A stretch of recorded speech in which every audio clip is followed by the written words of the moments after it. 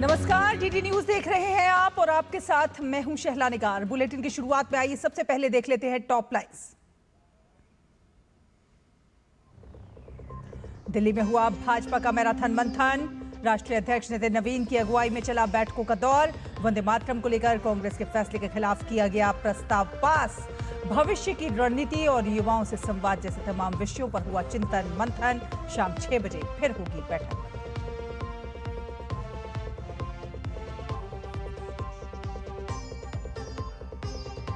वंदे मातरम पर सियासी महाभारत जारी। भाजपा ने एक बार फिर कांग्रेस पर किया जबरदस्त प्रहार। कहा, गीत के साथ खिलवाड़ नहीं होगा बर्दाश्त। कांग्रेस पर लगाया तुष्टीकरण की राजनीति करने का आरोप।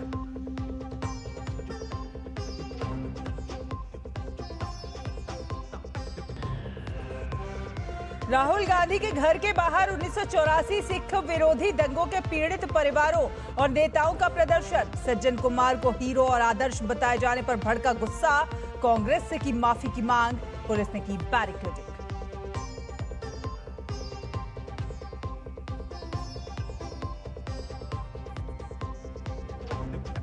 चवन्नी वाली विवादित टिप्पणी पर चौतरफा घिरे अखिलेश यादव। आरएलडी प्रमुख जयंत चौधरी समेत कई नेताओं ने जाट समाज को टारगेट करने का लगाया आरोप। यूपी में एनडीए नेताओं ने अखिलेश यादव को लिया आड़े हाथ।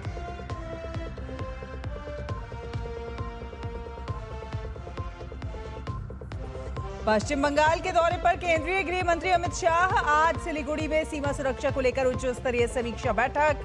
बीएसएफ, एसएसपी, खुफिया एजेंसियों और राज्य सरकार के अधिकारियों के बीच बेहतर तालमेल और सीमा सुरक्षा से जुड़े मुद्दों पर चर्चा।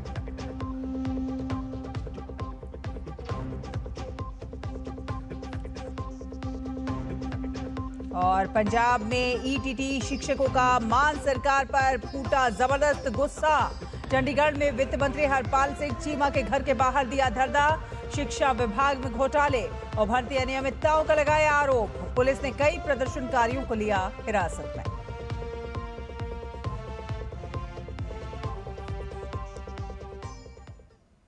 तो चलिए खबरों को विस्तार से देख लेते हैं। केंद्रीय गृह मंत्री अमित शाह पश्चिम बंगाल के दौरे पर हैं और गृह मंत्री ने आज सिलीगुड़ी में सीमा सुरक्षा को लेकर उच्च स्तरीय समीक्षा बैठक की अध्यक्षता की।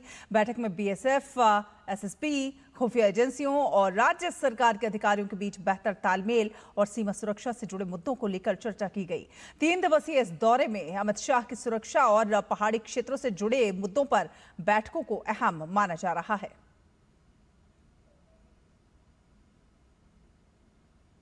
और इससे पहले अमित शाह ने सिलीगुड़ी में गोरखा प्रतिनिधिमंडल के साथ बैठक की और इस दौरान सीएम शुभेंदु अधिकारी और राज्य के वरिष्ठ अधिकारी मौजूद रहे।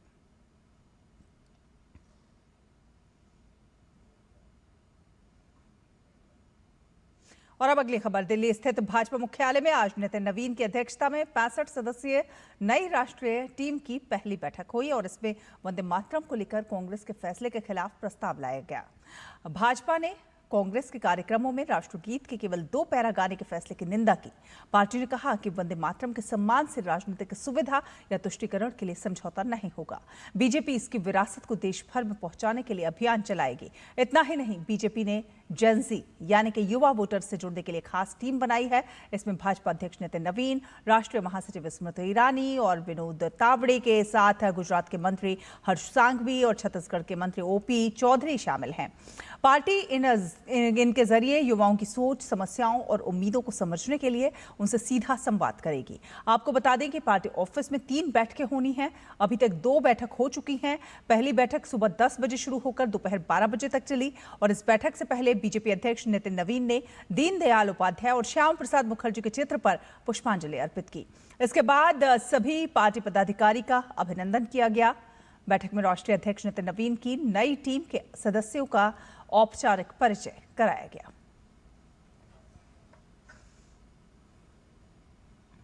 और प्रधानमंत्री नरेंद्र मोदी के मुख्यमंत्री और प्रधानमंत्री के रूप में 25 वर्ष पूरे होने पर पार्टी की ओर से आयोजित होने वाले कार्यक्रमों की रूपरेखा पर चर्चा करने के लिए भाजपा मुख्यालय में एक अहम बैठक हुई। पार्टी के राष्ट्रीय अध्यक्ष नितिन नवीन ने बैठक की अध्यक्षता की। भाजपा 17 सितंबर से सेवा संकल्प अभियान की शुरुआत करने जा रही है और इस दौरान राजनीतिक जश्न के बजाय सेवा को प्राथमिकता दी जाएगी और पीएम मोदी के 25 वर्षों के सुशासन, विकास और अंत्योदय के संदेश को जन जन तक पहुंचाया जाएगा।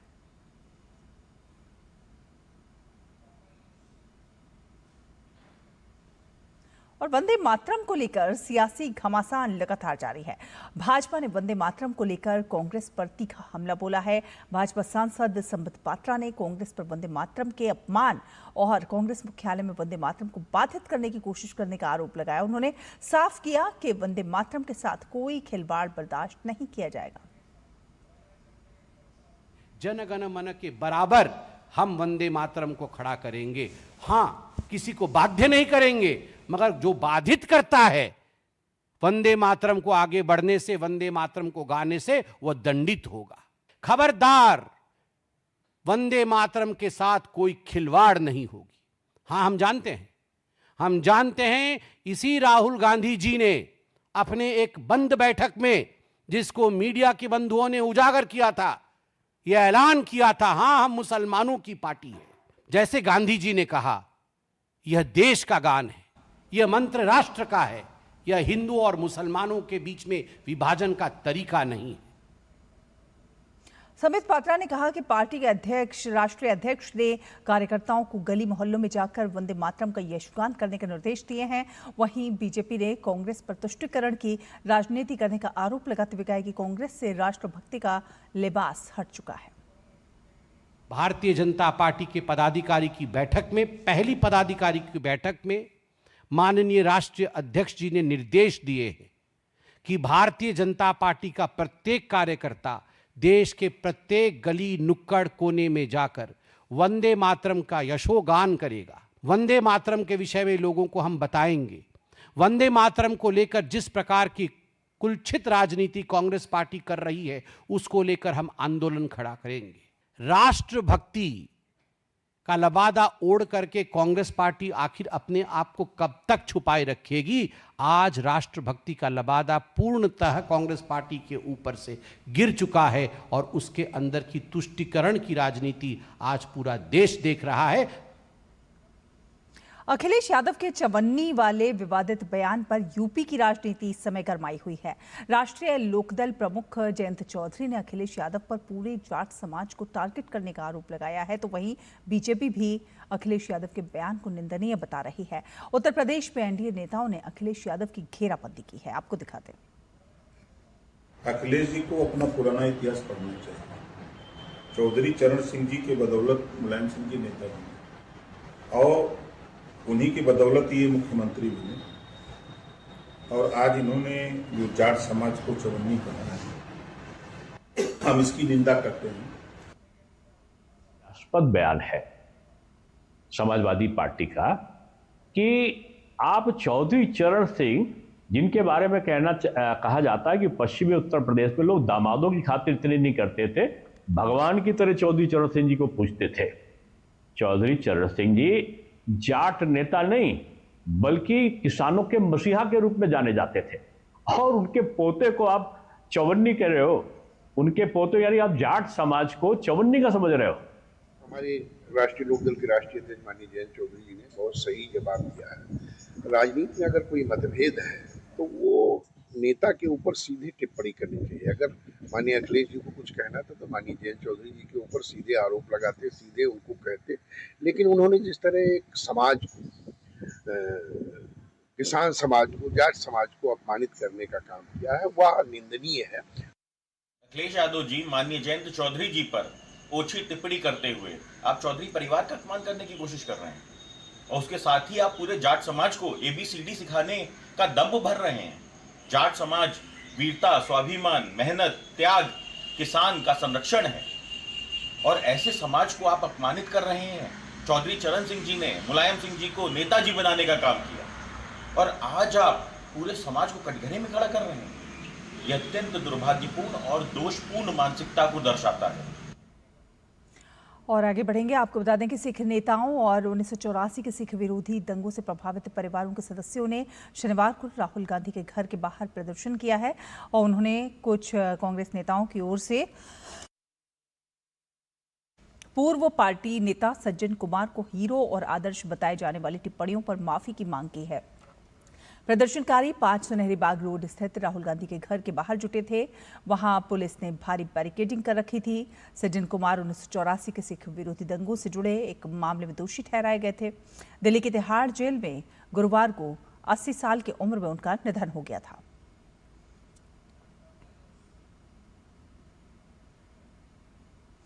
और रक्षा मंत्री राजनाथ सिंह ने नोएडा में महाजन इमेजिंग एंड लैब्स के नए सेंटर का उद्घाटन किया। नोएडा के इस नए सेंटर में आधुनिक इमेजिंग, लेबोरेटरी, मेडिसिन और जीनोमिक्स सहित अत्याधुनिक डायग्नोस्टिक सुविधाएं उपलब्ध होंगी। सेंटर का उद्देश्य नोएडा और आसपास के लोगों को बेहतर और गुणवत्तापूर्ण स्वास्थ्य जांच सुविधाएं उपलब्ध कराना है। और इस अवसर पर कार्यक्रम को संबोधित करते हुए रक्षा मंत्री राजनाथ सिंह ने कहा कि अच्छी डायग्नोस्टिक लैब से डॉक्टरों को बीमारी की सही पहचान और इलाज में मदद मिलती है। बिना सही डायग्नोसिस के सही इलाज संभव नहीं है और ऐसे में डायग्नोस्टिक्स सेंटर हेल्थ केयर के पहले लाइन ऑफ डिफेंस के रूप में सामने आते हैं। उन्होंने कहा कि डायग्नोस्टिक लैब्स अच्छी और विश्वसनीय हों तो मरीजों को सही इलाज मिलने में भी मदद मिलती है। जैसे जैसे दुनिया बदल रही है और वैसे वैसे लोगों का खान पान और रहन सहन भी तेजी के साथ बदलता जा रहा है और ये बदलाव कई बार बीमारियों को भी जन्म देता है। इस सच्चाई को भी हमको स्वीकार करना पड़ेगा। और वैसे भी किसी भी बीमारी का ट्रीटमेंट शुरू करने से पहले हमें बीमारी की सही पहचान यह आवश्यक होती है और बिना सही डायग्नोसिस के सही ट्रीटमेंट किसी भी सूरत में संभव है ही नहीं। अर्ली डिटेक्शन के बिना कई बीमारियां समय के साथ कॉम्प्लेक्स और बहुत ही डेंजरस भी होती हैं और ऐसे में डायग्नोस्टिक सेंटर हेल्थ केयर की पहली लाइन ऑफ डिफेंस के रूप में सामने आते हैं। श्री राजनाथ सिंह जी मेडिकल टेक्नोलॉजी, बेहतर डायग्नोस्टिक सुविधाएं और विशेषज्ञ डॉक्टरों की मजबूत टीम है। उन्होंने ये भी कहा कि आयुष्मान भारत जैसी पहल और आधुनिक हेल्थ केयर सुविधाओं के जरिए स्वास्थ्य सेवाओं को देश के हर वर्ग और ग्रामीण क्षेत्रों तक पहुंचाने में जोर दिया जा रहा है। साथियों, आज मेडिकल टेक्नोलॉजी ने बहुत ही प्रोग्रेस की है। इस यथार्थ से भी मैं समझता हूं हम सभी परिचित हैं।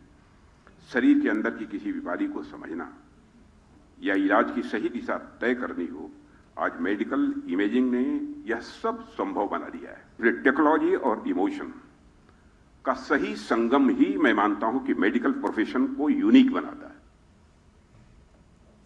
और नोएडा का महाजन integrated diagnostic centre Uttar Pradesh में संस्थान की पहली बड़ी पहल है और इस नए सेंटर में अत्याधुनिक imaging, nuclear medicine, pathology, genomics और मॉलिक्यूलर डायग्नोस्टिक्स की सुविधाएं एक ही जगह पर, एक ही स्थान पर उपलब्ध होंगी। सेंटर में उत्तर प्रदेश की पहली AI सक्षम अल्ट्रा फास्ट 3.0 T MRI समेत कई आधुनिक जांच सुविधाएं भी मौजूद हैं।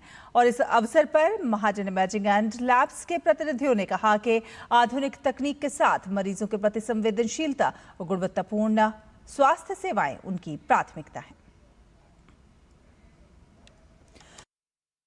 हमारा फोकस ये है कि यहाँ से हम बड़े शहरों में तो जाएंगे ही उत्तर प्रदेश के, पर टियर 3, टियर 4 शहरों में भी जाएंगे एक हब एंड स्पोक मॉडल को लेके, ताकि लोगों को दूर दराज से बहुत लंबी जर्नी ना तय करनी पड़े शहरों में आने के लिए। टेस्टों को हमारी कोशिश ये रहेगी, चाहे वो ब्लड टेस्ट हो, चाहे वो एक्सरे हो, चाहे वो अल्ट्रासाउंड हो और टेस्ट है, कि उनको हम गांव देहात तक पहुंचा सकें।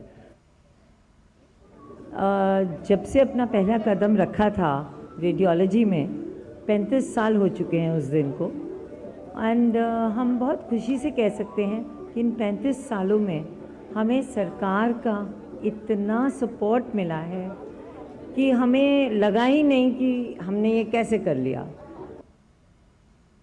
और भारत मंडपम में नमो गंगे ट्रस्ट की ओर से 9वां अंतर्राष्ट्रीय स्वास्थ्य एवं कल्याण एक्सपो 2026 का आयोजन किया गया। आयुर्वेद, आयुष, योग, प्राकृतिक चिकित्सा और समग्र जीवन शैली को समर्पित इस एक्सपो में नमो गंगा ट्रस्ट के अध्यक्ष विजय शर्मा के साथ सुदर्शन न्यूज के सीईओ सुरेश चौहान के साथ कई गणमान्य मौजूद रहे। कार्यक्रम में मुख्य अतिथि के रूप में पहुंचे केंद्रीय मंत्री प्रोफेसर एसपी सिंह बघेल ने कहा कि आयुर्वेद अपने आप में एक ग्रंथ है। खासकर उन्होंने आज के युवाओं को निरोग जीवन जीने के लिए वेद और आयुर्वेद की तरफ आने का आह्वान किया।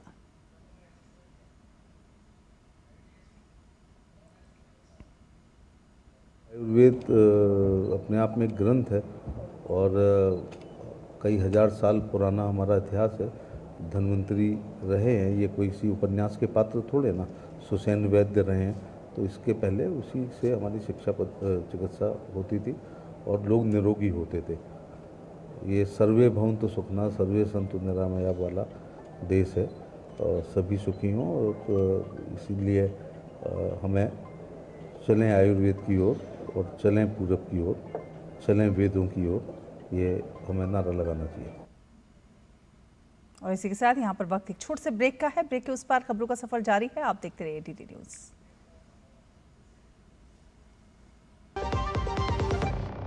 प्लेटफॉर्म नंबर 2 से चलने वाली सुपरफास्ट एक्सप्रेस के यात्रियों आई एम हियर। तुम्हें नहीं, इसे मोबाइल चार्ज करना, दिमाग चार्ज कर अपना। ऐसे पब्लिक पोर्ट से फोन चार्ज किया तो पर्सनल डेटा होगा पब्लिक। देखा? पापा रुको, मैं पे करता हूँ। No signal. अब क्या करोगे? फ्री वाईफाई है ना। बुद्धू सुधर जा। पेमेंट्स के लिए नो ओपन वाईफाई, यानी फ्रॉड को करो बाय बाय। आरबीआई कहता है करो से ही शुरुआत, बनो फाइनेंशियली स्मार्ट। मेरी पसंद, मेरी पसंद, मेरी पसंद, मेरी पसंद, हमारी पसंद, हम सबकी पसंद। मजबूत देश का मजबूत सरिया हो गया स्टील। ब्रेक के बाद स्वागत है आपका। आप देख रहे हैं डीडी न्यूज़। आपको बता दें कि जम्मू कश्मीर में स्टार्टअप और एंटरप्रेन्योरशिप का एक नया दौर दिखाई दे रहा है। खासकर एग्रीकल्चर और उससे जुड़े सेक्टर्स में युवा अब नौकरी तलाशने के बजाय रोजगार देने की दिशा में आगे बढ़ते हुए नजर आ रहे हैं। खेती, टेक्नोलॉजी और स्थानीय संसाधनों को बिजनेस मॉडल में बदलकर ये युवा न सिर्फ अपने लिए नई राह बना रहे हैं, बल्कि किसानों और ग्रामीण समुदायों के लिए भी रोजगार के और आय के नए अवसर पैदा कर रहे हैं। और इसी बदलाव की तस्वीर शेर कश्मीर कृषि विज्ञान और प्रौद्योगिकी विश्वविद्यालय जम्मू यानी कि SKUAST जम्मू में आयोजित स्टार्टअप आउटरीच प्रोग्राम में देखने को मिली। जम्मू कश्मीर के लेफ्टिनेंट जनरल मनोज सिन्हा और SKUAST जम्मू के चांसलर डॉक्टर भूपेन्द्र नाथ त्रिपाठी ने बाबा जित्तू ऑडिटोरियम में कार्यक्रम का उद्घाटन किया। कार्यक्रम का मुख्य फोकस कृषि और उससे जुड़े क्षेत्रों में इनोवेशन, एंटरप्रेन्योरशिप और टेक्नोलॉजी आधारित उद्यमों को बढ़ावा देना रहा। इस स्टार्टअप आउटरीच प्रोग्राम में जम्मू कश्मीर के डिग्री कॉलेजों, ITI और पॉलिटेक्निक संस्थानों के 1000 से अधिक छात्रों ने भाग लिया। कार्यक्रम का मकसद युवाओं को नौकरी चाहने वालों से नौकरी देने वाले उद्यमियों की ओर बढ़ने के लिए प्रेरित करना रहा। और इस दौरान कार्यक्रम में शामिल महिला और पुरुष उद्यमियों ने डीडी न्यूज से खास बातचीत में बताया कि सरकारी योजनाओं और SKUAST जम्मू से मिले मार्गदर्शन और सहयोग ने उनके कारोबार को आगे बढ़ाने में बेहद अहम भूमिका निभाई है। साथ साथ डीडी न्यूज के संवाददाता रजत वोहरा ने SKUAST जम्मू के कुलपति डॉक्टर भूपेन्द्र नाथ त्रिपाठी के साथ बातचीत भी किया।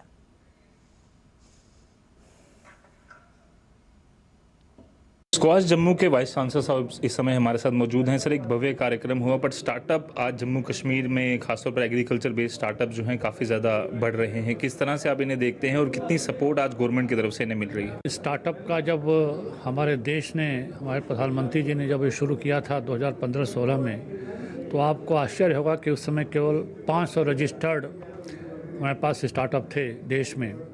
आज जब हम 10 साल के बाद देख रहे हैं तो कम से कम 2.23 लाख स्टार्टअप इस समय इंडिया में चल रहे हैं।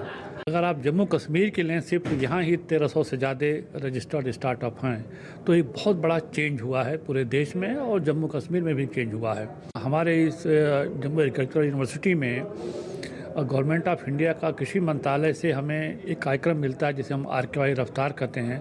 उसमें भी हम लगभग पिछले 5-6 सालों से हम स्टार्टअप को हम लगातार चला रहे हैं। हमारे यहाँ इंक्यूबेशन सेंटर है और इसके अलावा युवा प्रोग्राम जो जम्मू एंड कश्मीर का है उसमें भी स्टार्टअप की संभावनाएं हैं और JK SIP में भी हम लोग जो है स्टार्टअप कर रहे हैं। आज के डेट में लगभग जो है 125 से ज़्यादा हमारे स्टूडेंट या फिर युवा जो है या पूरे JNK के हमारे स्टार्टअप से यहाँ के सेंटर में आए, ट्रेनिंग लिया, उसमें से कम 60 जो है हमने उनको फंडिंग अरेंज की है।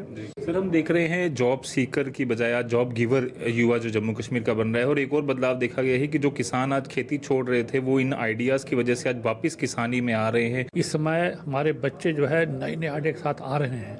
हम हैकाथॉन भी करते हैं, हैकाथॉन में एग्री हैकाथॉन करते हैं। तो एग्रीथॉन में क्या होता है कि बच्चे नई आइडिया लेके आते हैं, फिर उन बच्चों को छांट करके उनको पुरस्कार देते हैं, फिर उन्हें प्रेरित करते हैं कि हमारे यहाँ इंक्यूबेशन सेंटर है और उस इंक्यूबेशन सेंटर में आकर के हमारे साथ सीखें, बैठें। फिर जब इनको हम ट्रेनिंग दे देते हैं, उनका पूरा प्रशिक्षित कर देते हैं, फिर हमें जो है उनको हम सपोर्ट करते हैं अपने स्टार्टअप के थ्रू। तो आज के युवा को मैं समझता हूँ कि जो हमारे प्रधानमंत्री जी का लक्ष्य है 2047 तक विकसित भारत का, यही युवा हमें वहाँ तक पहुँचाने में सक्षम है।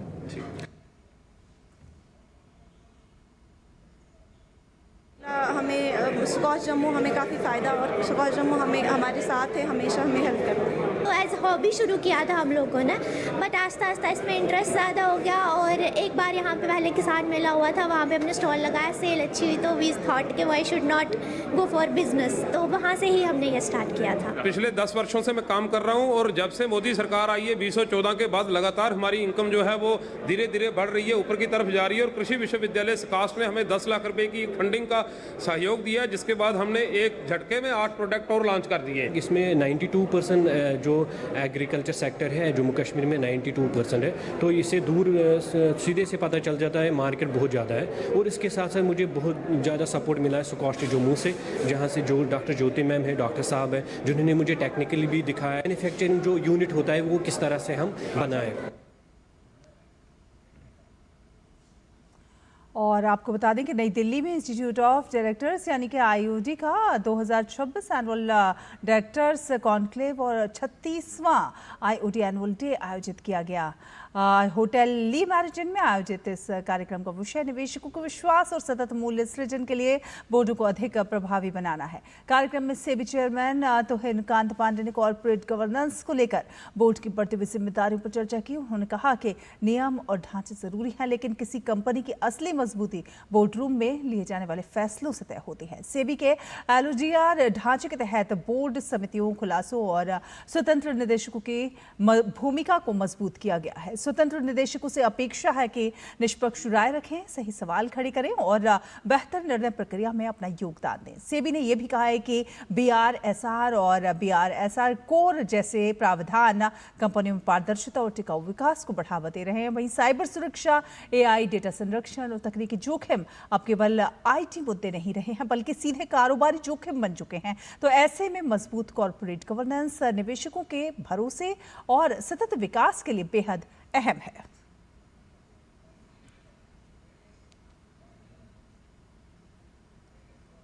Good governance is not merely about doing what the rules require. It's about making decisions that preserve trust even in situations where the rule book may not provide a complete answer.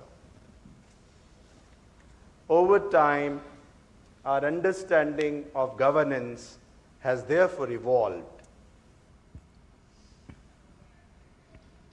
Corporate मंत्रालय के वरिष्ठ आर्थिक सलाहकार शांतनु मिश्रा ने कहा कि artificial intelligence यानी कि AI फैसले लेने की प्रक्रिया को तेज और बेहतर बना सकता है, लेकिन अंतिम निर्णय की जिम्मेदारी इंसानों की ही रहेगी। उन्होंने ये भी कहा कि AI संभावनाओं का अनुमान लगा सकता है, विकल्प सुझा सकता है, लेकिन ये तय नहीं कर सकता कि सही उद्देश्य क्या होना चाहिए।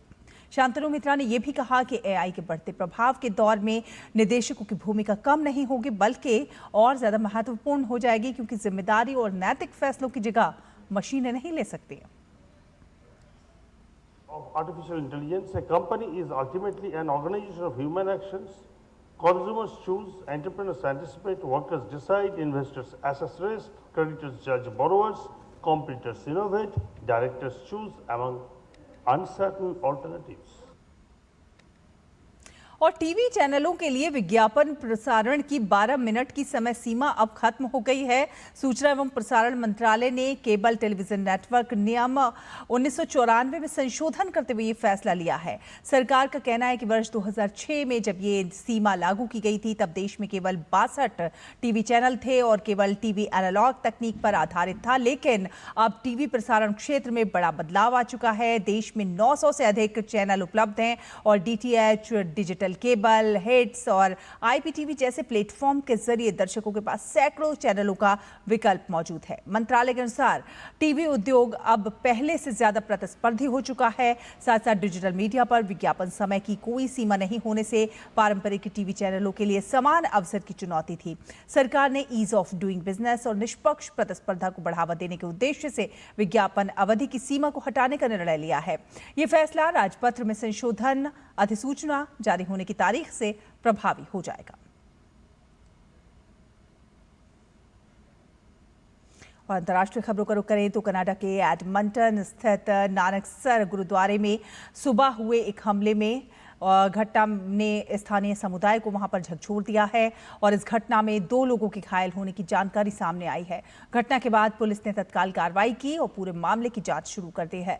इस घटना को लेकर कनाडा के प्रधानमंत्री मार्क कार्नी ने भी सार्वजनिक रूप से प्रतिक्रिया दी है। उन्होंने एक्स पर पोस्ट करते हुए घटना की निंदा की है और इसे बेहद ही चिंताजनक और भयावह बताया है। उन्होंने कहा कि एडमंटन के नानकसर गुरुद्वारे में सुबह हुआ यह हमला बेहद परेशान करने वाला है। इसी के साथ इस बुलेटिन में फिलहाल इतना ही। डीडी न्यूज़ पर खबरों का सिलसिला लगातार जारी रहेगा। आप देखते रहिए डीडी न्यूज़। नमस्कार।